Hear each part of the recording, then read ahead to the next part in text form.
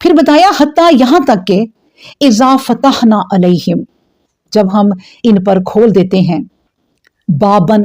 دروازہ، ذا عذاب شدید، ایک سخت عذاب کا دروازہ جب ان پر کھول دیتے ہیں نا، اذا ہم فیہ مبلسون، تو وہ کیا کرتے ہیں کہ وہ پھر اس وقت فوراً مایوس ہو جاتے ہیں۔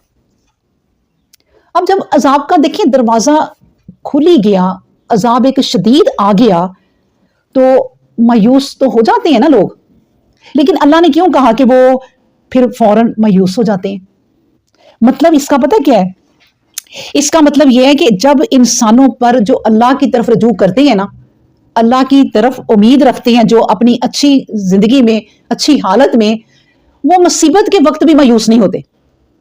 ان پر کوئی مصیبت بڑی سے بڑی بھی آ جائے نا، وہ اللہ سے مایوس نہیں ہوتے۔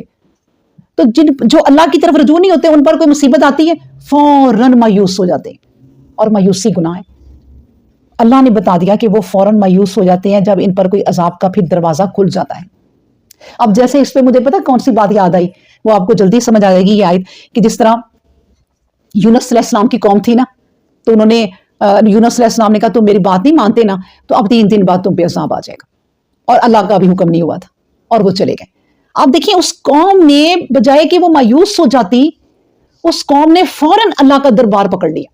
اللہ کا دروازہ پکڑ لیا، اور کہا کہ اگر پیغمبر کہہ گیا ہے نا عذاب آئے گا، تو عذاب آئے گا۔ تو بعد میں انہیں نصیحت ہو گئی، وہ مایوس نہیں ہوئے بلکہ اللہ کی طرف رجوع ہو گئے، اور اللہ نے اس پوری کی پوری قوم کو عذاب جو 3 دن بعد پیغمبر کہہ گیا تھا، اللہ کا فیصلہ نہیں تھا، اللہ نے وہ عذاب نہیں دیا۔